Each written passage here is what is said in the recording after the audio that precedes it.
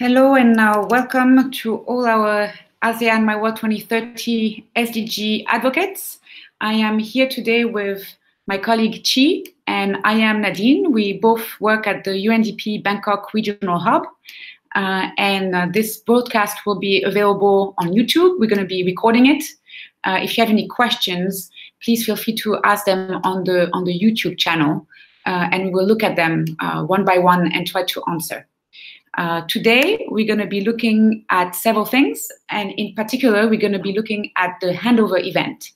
If you remember, there are three main deliverables for this program.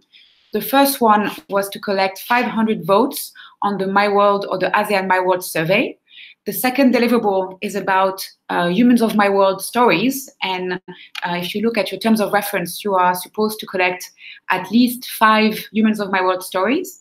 And the last deliverable is to organize a handover event or an advocacy event on the SDGs, and we're going to talk about today some tips and some lessons learned on how to do this efficiently. The timeline for the program is between now and middle of May. By the middle of May, you are expected to have achieved all your deliverables and to do, you have to do a little survey that we're going to prepare for you, answer the questions for our reporting purposes, and by then you'll get the certificate, and that will be the end of the program. So let's maybe start with my colleague Chi can tell us a bit about the midterm evaluation survey and some of the key takeaways from that survey, the lessons learned. Please, Chi, go ahead. Okay. Hello, everyone. Thank you all for taking part of the midterm survey. So as of January, we received about 18 responses out of our advocates. So among the responses, there were 4 advocates each from Cambodia, Indonesia, and Malaysia, and 2 other advocates each from Thailand and Vietnam. We have received about 15 strategies so far. So the 5 Khmer advocates united in a group and submitted their joint strategy. And other advocates in Indonesia, Vietnam also submitted their strategy. So as to the number of votes collected reflected in the survey, 1,500 were collected by advocates from Indonesia, and Malaysia in total collected 753 votes.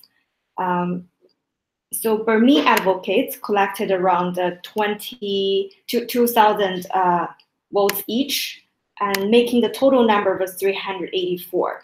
And Khmer advocates have collected about 500 votes. So identifying through the survey, we realized that we have to strengthen the connection among the advocates and also support our advocates to review their strategy on the vote collections.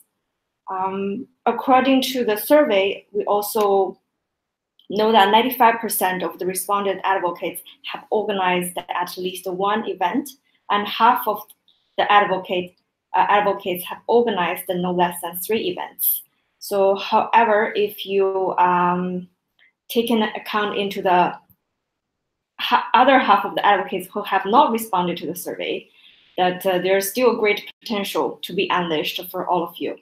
40% of the advocates focusing on engaging with youth and students, and also youth and children remain the highest engaged group among the marginalized groups.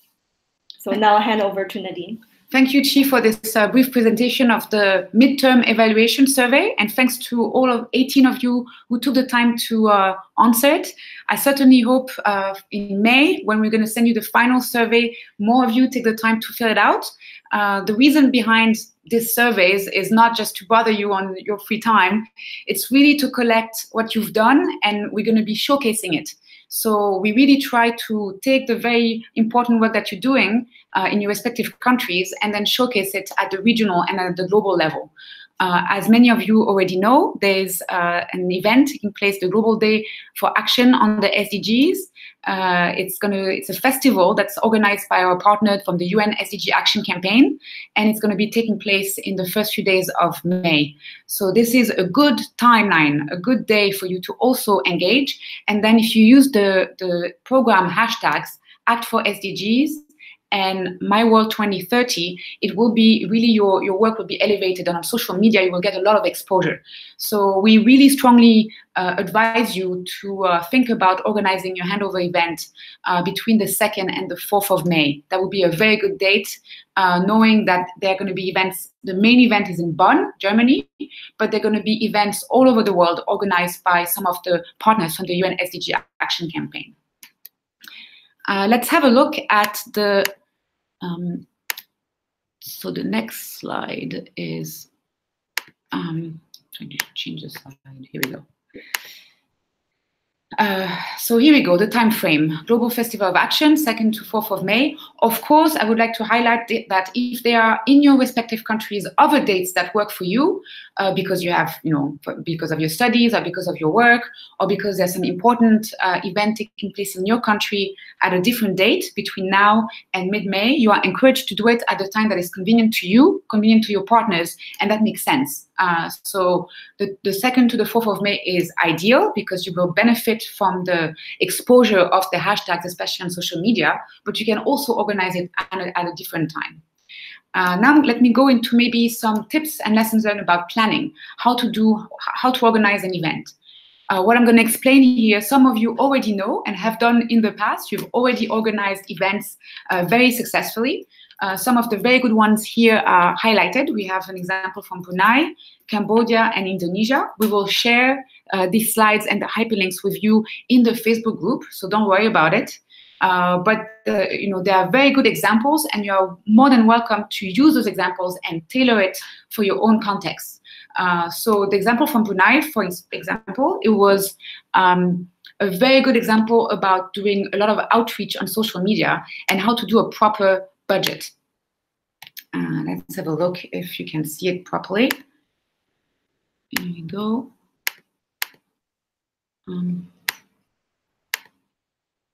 Yes, here we go. You can share the screen. Very good. So from Brunei, for instance, this was the handover event organized by our advocate from Brunei.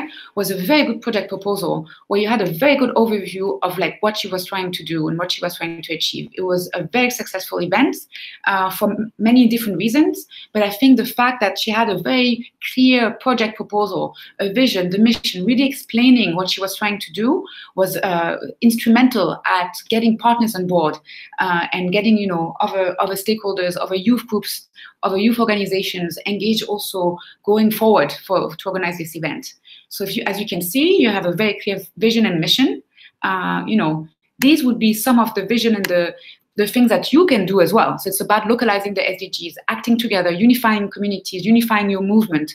So again, this is a very good example. Some of the goals, so she explains again, the vote collection, the Women of My World stories, the partnerships, the advocacy event around the Global Day for Action, and then the milestones reached. So she had like a clear timeline about how to do this, trying to really kind of think, taking step-by-step approach.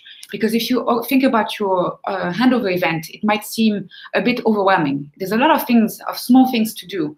But if you have a clear timeline, it really helps you to do it step by step. You also don't really have to do it by yourself. You can get other volunteers, engaged. And, if you tell us in advance, you can also produce UN certificates for your volunteers. If they have helped you, for instance, to support like task 1, for instance, they have helped you map the stakeholders and have a proper email list. They have helped you organize your social media advocacy campaign. They have helped you volunteer to gather votes. They have helped you to, at the event, do the logistics of the event. All of these things, you don't have to do it by yourself. You can do it with other SDG advocates in your country. If they're located in the same city, that's ideal. But you can also mobilize volunteers around you to help you organize this event. So again, the example from Brunei, she had a whole section on publicity, on like how to do it online and offline. She had a plan to do it on radio, so do the promotion before the event on radio, which was a very good idea. And then a proper documentation of what the things that she was going to organize. So she had one of the volunteers who was a videographer, and live streaming events is also very useful because you have a record, and that's something that we can actually use here at the Bangkok Regional Hub to showcase your work later. Budget is a very, very important component of the Brunei proposal from last year. You need to think about different things. Promotional material is important. Printing, you have T-shirts, you can have banners, you can have bookmarks, you can have flyers, you can have a range of things. You have to think about what makes sense for your event. If you're organizing just a discussion, maybe just pull up banners, roll up banners. Item 1 would be enough. If you're doing, we don't want to encourage people to print too much paper. So, do you want to have, a board, a 17 goals board, for instance, where you can collect people's, priorities on the SDGs in a kind of interactive and very visual way. So they're really, the leaflet could be interesting, especially if you're working with donors. They would really appreciate to see like a leaflet really works for certain partners more than others. For the handover event, she also had a breakdown of what is needed. Usually there would be the venue, the location of your event is something that you need to plan ahead of time. So if you're planning to have a small handover event between 30 and 50 people, maybe you can do it at a co-working space. Maybe you can find a cafe where they have, for free, there's a lot of cafes, I can think of Cambodia, for instance. They provide the venue for free if it's an event that is geared towards social good.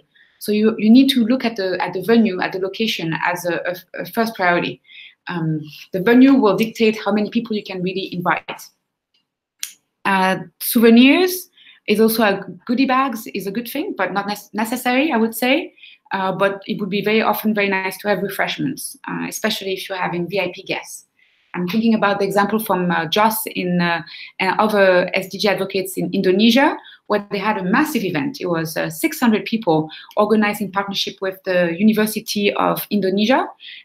So here there was a partnership done with the dean of the university, and they organized the event at the university. The location was free of cost. I think they budgeted a little bit for IT support and these kind of things, and a bit for refreshments. But overall, the whole budget, you can organize a very successful handover event under $600 to $800. Since we're looking at budget, I can maybe answer the question about funding. Let me go back to the slide here. So this question, will I receive financial support for my advocacy activities? So this is last year, there were how many proposals received funding? 10 proposals. So, to receive funding, it would be merit-based. Many of you last year submitted proposals. I think all of the proposals, except maybe 2, were not funded. Right. The 2 that were not funded, the reason behind it was there was not that much planning, and the events in the end did not take place. But everyone else got funding. This year, we will also try to provide funding on an ad hoc basis. What you need to get funding is have a very good concept note explaining, like our friend from Brunei did, in a very clear manner, what are you trying to do? What are, who is your target audience? How are you planning to do this? How many volunteers are you planning to engage? What kind of partnerships are you going to try to have? What is your timeline? What kind of budget you need? What is showing us that you have a clear, timeline, and that you are organized really helps us make the case for you. So budget is always at the UN takes a lot of time. So I would really encourage you to prepare your concept notes as soon as possible and submit them in the next 2 weeks. I think, until it's now April, until end of April would be the very last deadline for you to submit your concept notes, and they will be reviewed, and we will submit your proposals and get the feedback from our team in finance. And of course, it's the UN, so it takes a lot of time. So we would really, really encourage you to do this as soon as possible. And again, it will be merit-based. The best plans will get the funding. Last year, again, we got 10 proposals. So I would say Some on proposals. average, each proposal got about $500 to support the event. But interestingly, some people made proposals but did not spend all the money they received. Right. So this year we probably will go for the reimbursement after the advocate submitted the receipts and also the document from the vendors. We will be able to reimburse the money you spent on this handover event. Can you maybe explain a bit more step by step how the reimbursement works? I mean, there will be an email shared with the very detailed breakdown on how to do it. Right. And I would really, really encourage you to read the email extremely carefully, because if you don't follow the rules, then the reimbursement cannot take place. Maybe can you maybe explain a bit step by step how it worked in one case last year? Okay, so a very, very quick and a brief introduction to this reimbursement with UNDP. The first step, you have to collect all the receipts from the vendors. And you scan them or you take a picture and share with us. And after reviewing the receipts, we'll be able to send you 3 forms. Those 3 forms are your F10 form and the registration of vendor and also the registration of yourself as a SDG advocate to receive the money back. After reviewing all the 3 documents, and then we'll get back to you on about the suggested changes. If it's all fine, then our program associate will review and get approved with our management, and then you'll be able to receive the money within 7 days. Thank you, Chief, for explaining this step by step. One of the reasons why you cannot get the money advance is because of UN procedures. So it's a transparency and audit issue. And that's why it's only on a reimbursement base. And we understand that you are all very, advocates and volunteers, and that spending the money ahead of time and only being paid back later is an inconvenience. And we truly apologize for this, but we are tied by the UN rules. So in this case, there's not much we can do, and there's no way we can advance the money, unfortunately. So you should be aware of that when you make your request. Let's have a look at another example. I think, maybe from Indonesia. I think that was also a good example. Let's have a look. This is I'm pretty sure that's the example from, here we go, this one? Yeah. Here we go. Yeah, that's the one from Action Fest Indonesia. That's the one I was telling you about from 3 advocates, Jos, Vanya, and Evandias, who organized this big event at the University of Indonesia. This was also a very good event proposal. It was very well organized. They were trying to organize, it was quite a very large event, 600 people. They had the date, they had the location secured with a partner ahead of time. They had very clear objectives and concepts, really explaining well what they were trying to do. They had like a host of volunteers. I think they were about 30 volunteers. 30 volunteers that participated in this. They had a team organizing for logistics specifically. They had a team for communications and social media and doing the video and doing the storytelling around the event. They had a team for partnerships, dealing with inviting the ministries, inviting the donors, interacting with UNDP national level and so on. So you have to really organize yourself, and it will be quite challenging at times, but you need like a good coordination among yourselves, if you are several advocates organizing it, and then also the other volunteers that you're working with. And then again, if the volunteers perform, you provide us with a list, and we will gladly issue them a certificate to really, thank them for their engagement from their volunteer work. What was good about this proposal as well, they had quite, good. They were quite ambitious, trying to gather a lot of survey responses before and during the event, and that was very successful. They had, I believe, a live voting session during the event. That's a great way of collecting my world votes. And then they had a series of panels. So the timeline was also very clear, the milestones reached, so that's very similar to the Brunei example. That's the rundown. And so they had many plenary sessions by theme. So that's maybe something to highlight, is that you don't have to organize an SDG event about all SDGs. Maybe based on your expertise, based on your preference, you can maybe focus on only education, SDG 4. because the way you work in your country, you have all the partners already working on education. You have contacts maybe with other NGOs. You know people maybe in the Ministry of Education. You know, based on your primary interest, on your expertise, you can decide to only focus on several SDGs. The UN is broken down the SDGs under review at the high-level political forum in New York that's taking place in July.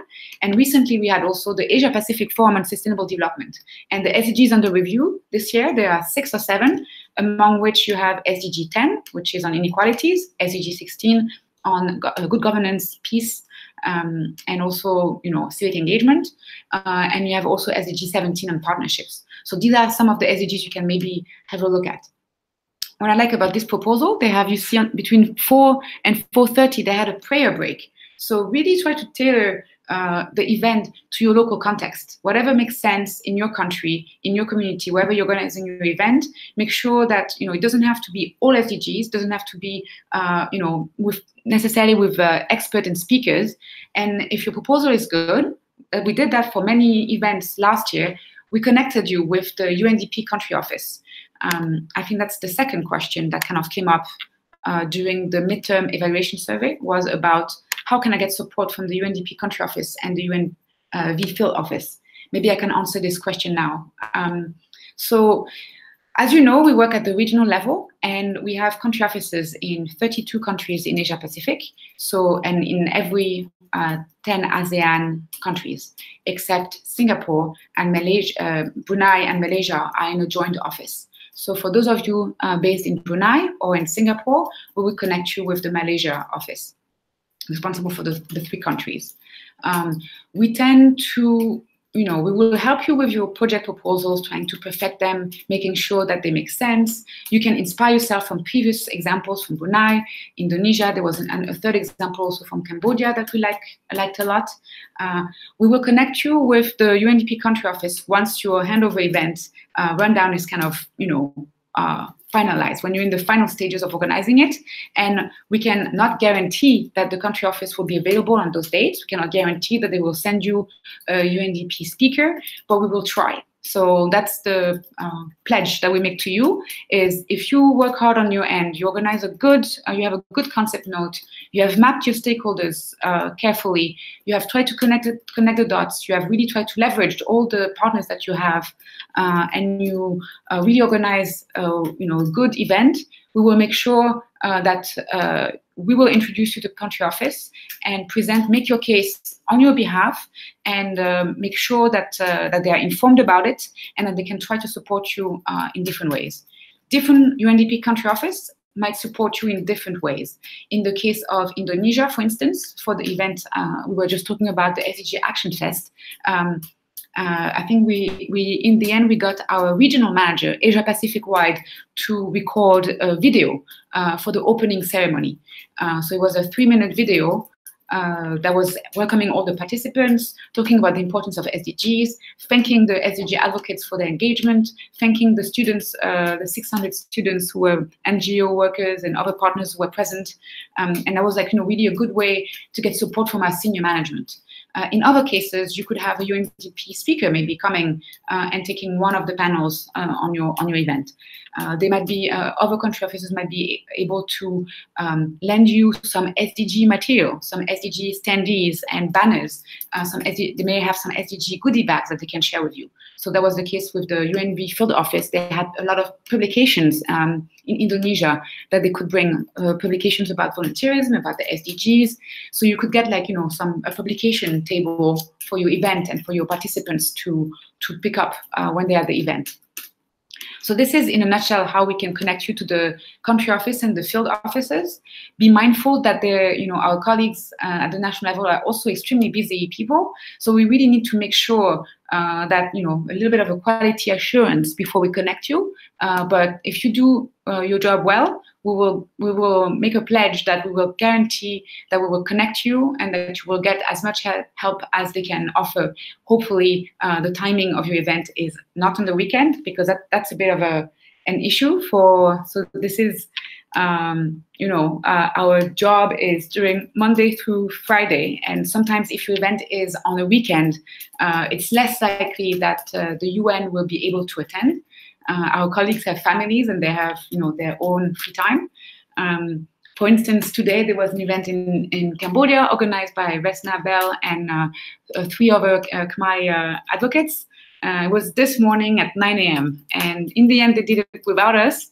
But if you organize events during the week, there's an opportunity. Either we record a message from our senior Asia-Pacific-wide manager, and that's a very good show of political support, and that's very important. But we could also, from the SDG team at the Bangkok Regional Hub, participate. If you have a Skype conference call or any kind of other platform where you can maybe streamline or showcase via online video conferencing, then we can come in, maybe present what the ASEAN My Work program is about, what kind of other SDG work we're doing, the importance of youth empowerment and volunteerism for the SDGs. We can maybe get some of our colleagues from the UNV Asia Pacific office to come and talk about it. Depending on the focus of your event, we can make a contribution also remotely. It might also happen, because we travel regionally quite often, that maybe one person in the team will be in your country in the right location on the day of your event. In that case, we would be coming in person and making an introduction or whatever you need in your event. We can present about the SDGs in Asia Pacific and also connect you again with the UNDP country office. So let's go back to the example from Indonesia. So you had the handover event run down, making it a networking session. I thought that was also a very good proposal from Joss, because the event itself, having speakers and UN panelists and CSO and the dean, all of that is very good, but you need enough break time. So please, in your rundown of your events, make sure you have enough coffee breaks and also networking time, because this is when connections are made, partnerships are created, and it's very important for you to make sure that there's time for this as well. Expenditures, that's the budget that they proposed. And in the case of this event, there was a plan to have one of the advocates who's not based in Jakarta fly in, and that was actually approved by our senior management. So if some of you are not located in the place where the event can take place, there's a possibility, not guaranteed, but there's a possibility, if you can show the added value of the other advocates coming to the event, if you need extra hands, or if the advocate has specific expertise and they can present on a specific topic that is very needed, there's a possibility to, again, fly the other advocate to the event. What I like about this proposal is also a very good sense of the communications and the visuals. So documenting the event and sharing, if you just have an event for the 30 people or the 100 or the 200, or in this case, the 600 people in the room, that's great. That you already have reached out to and raised awareness on the SDGs to this number of people. But think about the potential of social media. Think about the potential for massive exposure. If you're doing an Insta story, for instance, you can really reach a lot of young people.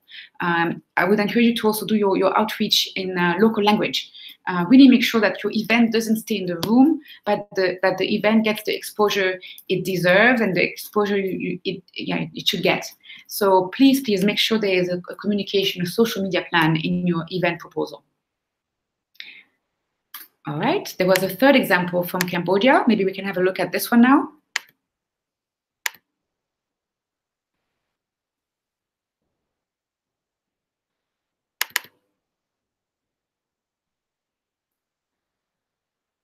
Here again, you will see a good concept note includes several things. I think you need to have a bit of a background about the initiative, what you're trying to achieve, so like the mission and the values, in this case, the objectives. You can copy from here or from the other proposals.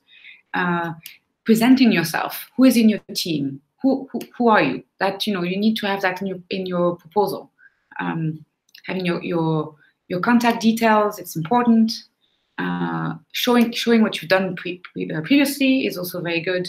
The meeting, an overview of what you're trying to do, of the key partners that you're planning to have, and And then, this table is quite good where you have like an overview of the timeline, who is doing what. Here you have a good breakdown of like what you need to do to organize an event, recruiting volunteers, organizing the initiative, coordination, drafting letters to sponsors and partners. For this, we have a template that we can share with you, the partner template, partner letter template that we can share with you.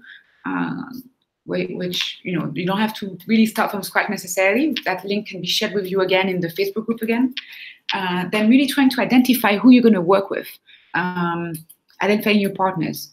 One easy target for you is other youth organizations working on SDGs. So I certainly hope that all of you have already done your stakeholder mapping, but you need to really make sure that you have a good range of partners. If you show that you're only working alone, it's not very attractive. You have to make sure that you're working with other partners.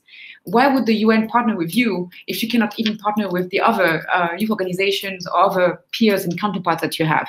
So really coming to the UN with a proposal that shows that you can leverage people around you, you can motivate people around you. That's really important and instrumental in the success for your handover event.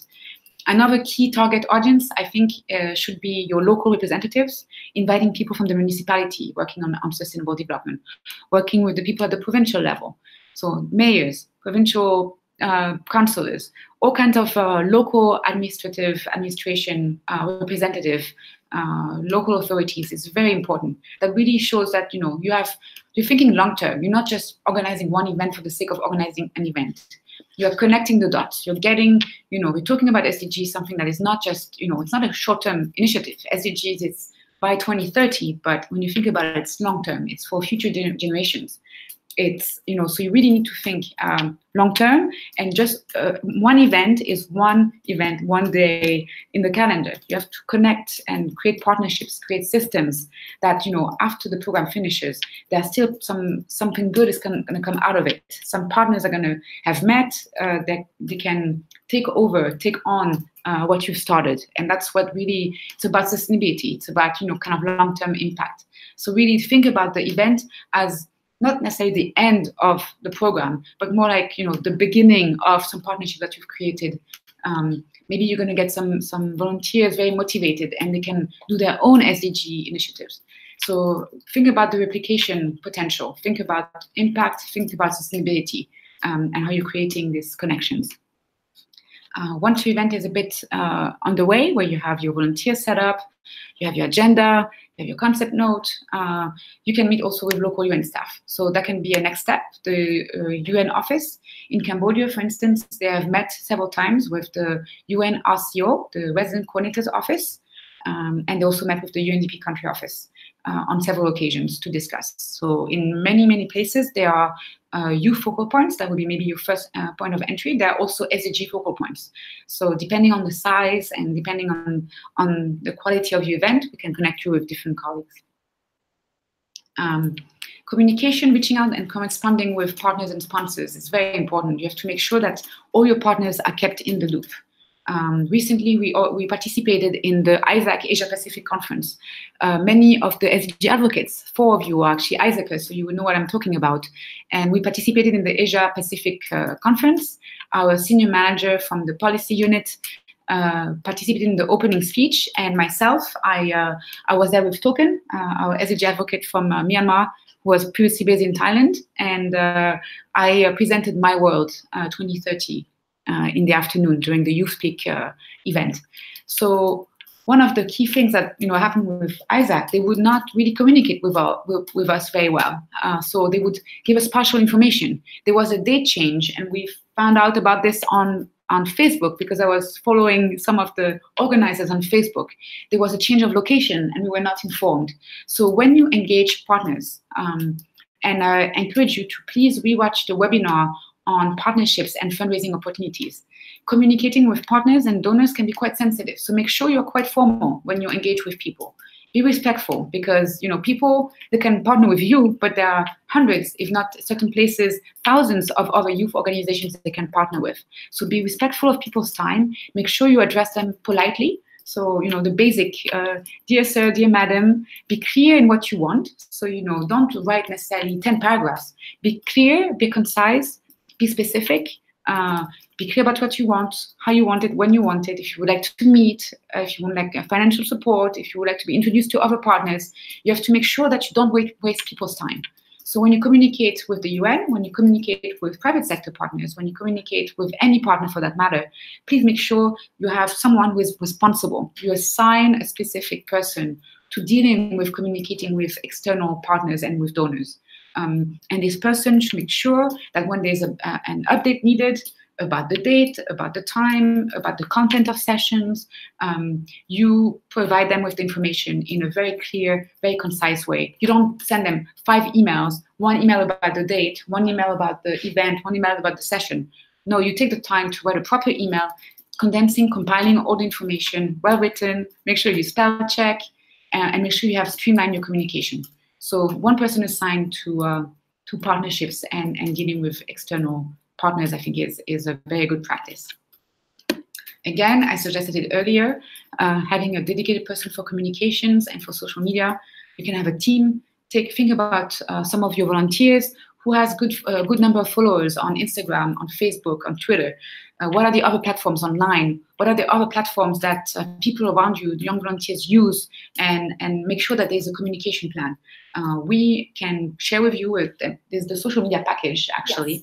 The social media package is a good practice.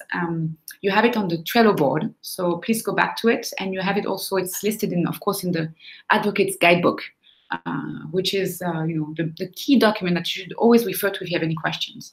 So the social media package is basically something you can share with media representatives, and you can share with other people like dealing with the social media, the communications offices at the UN, or the communications people in the private sector companies that you're partnering with. It is basically an overview of the 5 W's, so, and the 1 H, right? Yes. So where, what, when, how, and there are more, but basically that's the idea. So when is the event taking place? What is it about? What time is it going to take place? Who are the main partners? And the social media package includes also some information about the social media handles. So for instance, the social media handle for UNDP Asia Pacific is at UNDP Asia Pac, or the one for the UN SDG Action Campaign is at SDG Action. So you list the key, the handles of the key partners. So if you're partnering with 5 organizations, the handles for these partners should be listed. And then you should include the hashtags. So in this case, please do use the Act for SDGs and the My World 2030 hashtags, which are the official initiative, the program's hashtag in every communication that you have. This way it makes it easier for Christina at the SDG Action Campaign in Bonn to locate your tweets or locate your Facebook post and repost and give you more exposure. I don't know if you've all noticed how much we have been like retweeting and supporting your efforts online. There was recently an article on Medium about 5 of you. I don't know if I can find it easily, but let's see. Medium ASEAN Advocates. Try. It was posted in the group. Yes, here we go. 5 stories behind the ASEAN My World 2030 program. So this is a good example of how we're really trying to support your work and showcase it. So again, in this case, it was done by Tina in Bonn. Here we go. You have the example from Cambodia, a very nice picture of Nen. The example from Indonesia. What else? Shafkat's video on food waste. So, Shafkat was worried that he spent a lot of time making this video and it was not going to be used. Again, we're really trying to make sure we take the you spend you are volunteers and you spend your time creating all this documents, this campaigns, these videos, but we really try to showcase it and blast it. So that's a good example of how we've been doing this. I don't know if there are questions. Maybe we can have a look at the YouTube channel. And I have not received questions so far. Okay, very good. But there's one question from the midterm survey that I wanted to re-emphasize. So here's a question from Vietnam. And she says, I live and study in Ho Chi Minh City. I cannot connect to UNDP Vietnam office because they are located in Hanoi. What should I do? That's a very good question. So obviously, not all of you are based in capital cities. This was actually designed in the program this way to make sure that the advocacy and the awareness raising doesn't only happen in urban capital cities. In this case, you can still connect with them via email, and there could be we could organize a Skype conference call. But then again, we will not waste our colleagues' time if there's no specific demand. So if you have a question about liaising with the UNDP office, you would need to have a plan. So yes. If that's the case, you are always welcome to send us an email to Chi, Chen, and I. I'm sure by now you all know our email addresses. And we sometimes it was very busy in the past few weeks because we had the Asia Pacific Forum on Sustainable Development, but we usually reply within a few business days. And again, it's not always possible to help you, but we try as much as we can. And in this case, when you're not located in the same place as the UNDP country office, there's still work that can be done online, and that's via Skype and via email. Yes. So here's another question. I think it's relevant to partnership. The question is, so people tend not to realize we're working as advocates because all of the advocates are using their personal email and their personal capacity to connect with partners. So sometimes they are seen as a scam. They do not know how to deal with that situation. So in this case, what you need to do is you received you sent a letter, and we produced a letter for you at the very beginning of the program. Mm-hmm. Each one of you received this letter with your name, and there are the UN logos on it. So I would encourage you, when you reach out to partners, to attach that letter in your communication. That is the best and easy way to give you credibility.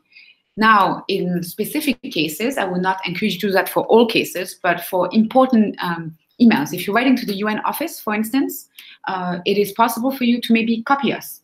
I would not say on every and single email that you send out, but that also is a way for you to get credibility. Now, I would still like to remind you that you are acting as an SDG advocate in your own personal capacity. This is by no means, you are not hired or staff of the UN, and so that's a very important distinction. This is a volunteer program, and you are affiliated and you're supported by the UN. But of course, you need to respect all of the UN principles. That's when you sign the original letter of agreement at the very beginning of the program that was emphasized, I think, one of the first points. You are acting as an individual and you're not representing the UN officially. You can, in your social media and your LinkedIn profile, say that you are an SDG advocate, sure. But please make sure when you use the logo, the My World logo, because you're an SDG advocate, you can always use, and there's no need for prior consent, as long as it's something related to the My World survey, and in the program is based on the My World survey, so you can always use the My World logo. For the UNDP and the UNV and the SDG Action Campaign logo, that is a bit different. We need to seek on a case-by-case ad hoc basis. We need to secure the approval from our partners. So when you are designing flyers or posters, please make sure that you use the My World logo, no problem, but please make sure you seek our prior approval for the other logos, for the UNDP one, the UNV one, and of course the SDG Action Campaign one. Are there any other questions? Yes, here's one question. The question says, I always get confused when creating the event concept. For example, I wanted to organize one event with gamers community and make gamers have a social impact. I just did 3 game events, but it's hard to get them interested in social activities. How to link with the community like that? Thank you for this question. It's different. The event you organize can have different models, different shapes and forms. There's not one single way of organizing an event. It will depend. In your case, working with gamers, I don't have much experience in that specifically, but we have a range of other SDG advocates who are working in that kind of area. They're working with entrepreneurs, they're working with social enterprises, they're working with people who do innovation. And probably we have some example of event proposals in that area we can check. Okay. Getting people, gamers, interested in the SDGs, I'm sure it's a challenge, but everyone is impacted by sustainable development issues. So that includes gamers as well. I think the best way to get people interested in general is to be clear. So if you have your mission statement and your vision well explained, if you understand and you explain well what you're trying to do, it's very easy, in my experience, to get people on board and other volunteers. I don't know if you're a gamer yourself, but maybe you need to be introduced. Maybe you need a kind of a middle organization, a middle partner that can introduce you to the community and help you tailor your event to that particular community. I am sure gamers would want something that is, maybe on Instagram, maybe something that looks cool, not like a boring policy discussion on the SDGs. So you have to think about, you can be creative in the way you organize your event. By the way, it could also be, we talked about online campaigns. Your event can also be online. That's an option as well. So you have, I'm sure we can dig out some examples for you, where you have, we had actually some of the online SDG advocates in the group, I think from China. Yeah. She had an example where she wanted to organize something on TikTok. Yeah. Can you explain what TikTok is and how it works?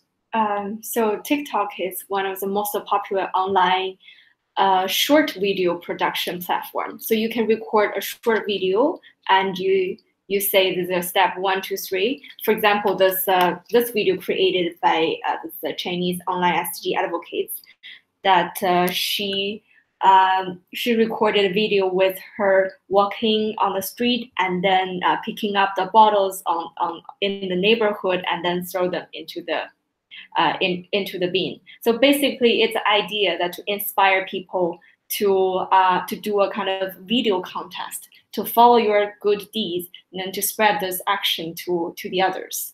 So that's kind of a way to engage people online, so that you can make it really popular and has a lot of fun of it. Using Instagram, I think, would be a good platform for pictures, for instance. So maybe organizing an online photo contest on the theme of the SDGs. It doesn't have to be all SDGs. Could be, in the case of the example that she just gave, could be about, recycling, for instance. Several events that SDG advocates have organized in the past were very specific.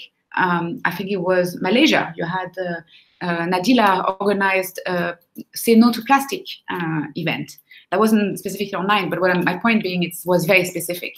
So for gamers, maybe, we can, I'm sure a lot of, maybe you can do a little survey to know what they're interested in. So we need to try to tailor the event for them. Okay. There's no more question coming from the very nice. Chat. So at least TikTok was, I guess, a good example. Right. But there are many others, that the UN is maybe not even aware of.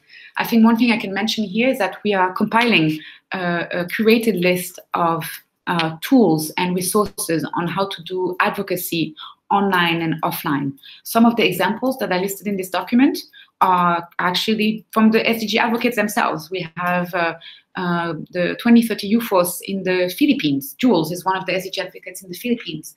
I've organized something called the SDG on the Wheels caravans. So that's a perfect way to localize the SDGs. In a country like in the Philippines, where you have a lot of islands, it was a very good way to get the conversation outside of Manila and really getting people talking about the SDGs at the local level.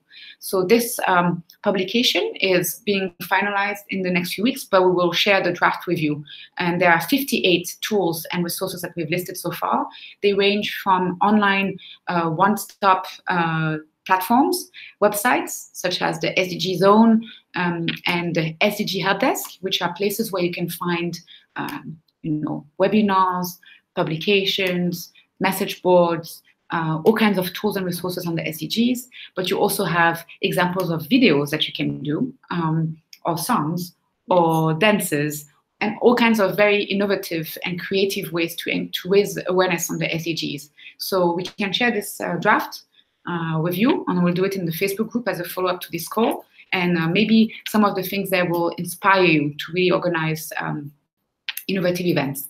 There's one section specifically on innovation, indeed. So you have, because you're asking about gamers, but there's all these hackathons, for instance, SDG hackathons that are organized, for instance, by Youth Collab in Thailand. That's a very good example.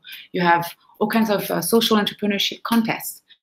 where you have, again, very innovative ways of raising awareness on the SDGs, and we would encourage you not to follow, everyone's model. We'll share with you the best practices that we've seen, but you can think outside of the box and have an event, and that is creative and innovative in your own way. Okay. Maybe more questions coming from the video? Nope, I don't see it so far. All right, let's give people maybe a few more minutes to ask questions. Okay.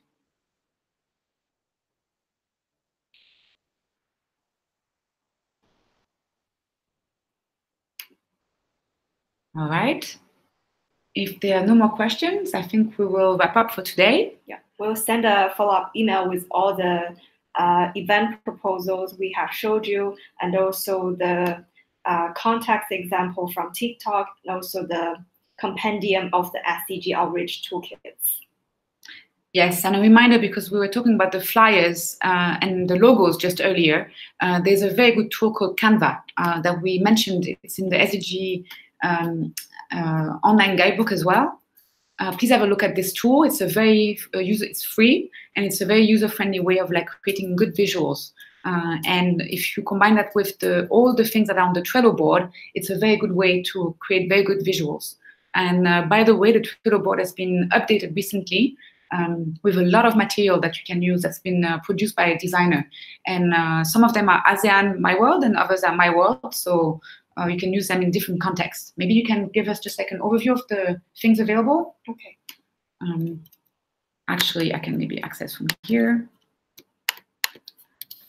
Trello, ASEAN My World. Let's see if it comes. Yeah, it's the first link. Yes. All right. So here's the social media package that I was telling you about that you can use as a model. So to tailor to your own event, that's the hashtags, the previous videos. Then you have a bunch of the material I was just mentioning. So the flyer. So this is something you can, print in your own respective countries, and that could be something that you can add to your budget, for instance, for your event. Many of you, when you visited Bangkok, or when I've seen you in person at different events, so with Anthan, I've seen Nadira, I've seen a lot of the Khmer advocates. I've given them the posters in person that we have produced here in Bangkok. There are also bookmarks that I've given. So this is the standee. This is something you can produce, and that can be put on the side of your stage if you have speakers. And having the standee, at least one, would be very visually attractive and very good for your pictures. That's the bookmark. That's double-sided, and on the other side, it's a good format to actually hand out for partners and donors, especially. I've really liked this format. And also maybe the badge on in the beginning. Badge, yeah, that's something, for instance, with the QR code. You can produce that, so you don't need any specific money for it. You can do it with your color printer, and if you have little badge that you can clip onto your shirt, that gives also for volunteers. I think it's a very good model. I've used those badges, for instance, on the Peace Boat. When I did this mission on the Peace Boat in January, we had 40 volunteers going around the boat and getting votes from passengers. So the badges were very, very useful for people to be able to identify who they're talking about. And here you have, the logos and the QR code that works as well. And it's a good size. So you're welcome to download it, and it's very easy to use. Yes. And if you look at the fourth column of the Trello board, then you'll be able to see the partnership one-pager. Mm-hmm. We are also updating it, and this version will be replaced next week. And then you can have the latest version of the key achievement that it's a way for you to outreach to your partners. That's the old one. Yes. So we should update it. Yeah, very good. So that partnership one-pager, I think, would be a very good attachment to your partner emails. So when you're reaching out to any partner, I would encourage you to attach the one-pager and to attach also your letter of appointment from the beginning. So it gives you legitimacy, you will see. And this really explains, what is the program about, how does it work, what are the key objectives, what are the key achievements so far. So really, that's the one-pager, I think, is a very good practice. You can attach it in emails. And with regard to the many questions about offline votes, here's also one column about offline materials that you'll be able to access to all the printing format of the paper ballots for the ASEAN My World survey. Very good. Did any more questions come in? Nope, we're all good. Great. Well, thank you very much, everyone, for joining this call. We are very proud of you all, so please keep up your efforts. There are now about 7 weeks left in the program, yes. So a bit more actually. Yeah, 7.5. Yeah. But please make sure that you start organizing your events as soon as possible. Get the volunteers around you engaged. Organize your work. Have a good concept note. And from Bangkok, we will try to support you as much as possible, financially when it's possible as well. So please keep up the good work and see you later. Be in touch.